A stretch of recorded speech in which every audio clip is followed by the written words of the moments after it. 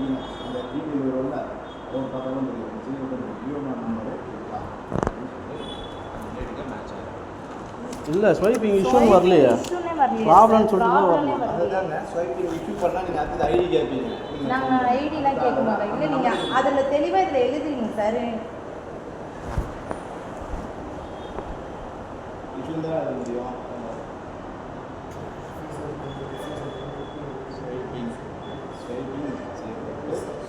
Problem கூட போடுங்க. அது ப்ராப்ளம் கூட போடுங்க.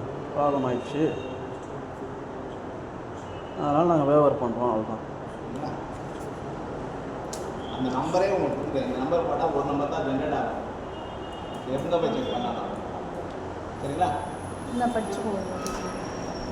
அதுக்காக தான் அன்றைக்கி போட்டு கேட்டு கன்ஃபார்ம் பண்ணது வாடிக்கையாளர். சார் இதில் நான் வந்து கேட்கல சார், வாடிக்கையாளர் பேரில் போட்டிருக்கீங்க.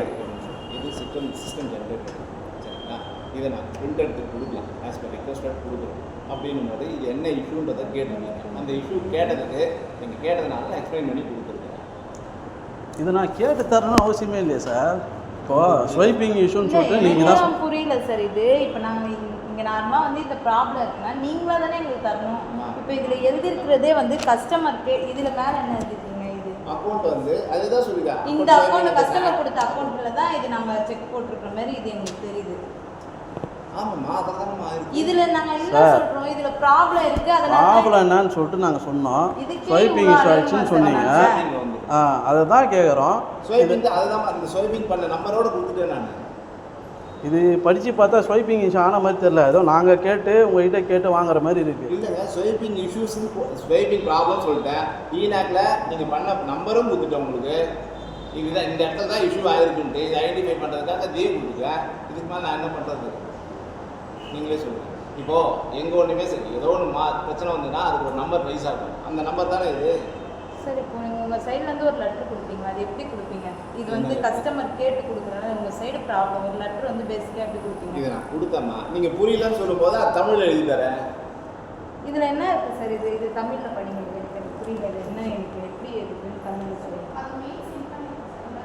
ஆல்ரெடி இருக்குமா, நான் எடுத்துட்டேன்.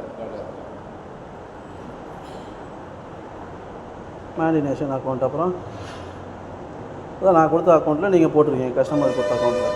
அவ்வளோதான். அதுலேருந்து ஆகஸ்ட் மாதத்துலேருந்து அந்த பரிவர்த்தனையில் பிரச்சனை இருக்குன்னு தானே போட்டிருக்கோம் உங்களுக்கு. உங்கள் சைடு பிரச்சனை இருக்கு மாதிரி தெரியல. பிரச்சனை இருக்குன்னா வேறு என்ன பிரச்சனைன்னு கேட்பாங்க. எங்கள் சைடு பிரச்சனை நான் எப்படிங்க? நீங்கள் இப்போ இல்லைன்னா கூட நாங்கள் ப்ராப்ளம் என்ன சொல்கிறாரு? எங்கள் சைடுக்கு நான் எப்படி சொல்ல முடியும்? நான் சொல்லணும்னா கரெக்ட் நீங்கள் சொன்ன மாதிரி இது அட்வொகேட் வந்தாலே அட்வொகேட் வந்தோம்னா வாங்கி தரேன். நான் தரேன்னா இது இந்த பிரச்சனையாக இப்படின்னு சொன்னேன். இது சார், இது அட்வொகேட்டுக்கும் உங்களுக்கும் சம்மந்தமே இல்லை.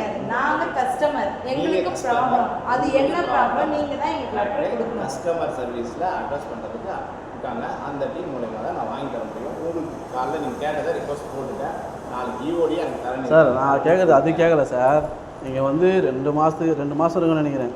அப்போத்துலேருந்தே சொல்லுங்கிறீங்க இதேமாதிரி நான் எழுதி கொடுத்துறேன் ஸ்டேட்மெண்ட்லன்னு. அதுதாங்க எழுதி தந்துருக்கேன். உங்கள் சைடு தப்பு இருக்க மாதிரியே வரலையா?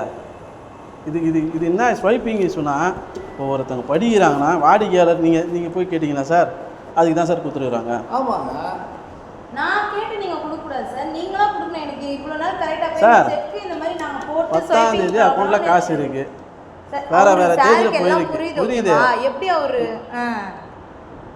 புரியுது. இப்போ அந்த தேதியில் காசு போகல, அதுக்கு நீங்கள் ஸ்வைப்பிங் இஷ்யூன்னு சொல்லிட்டீங்க, சரிங்களா?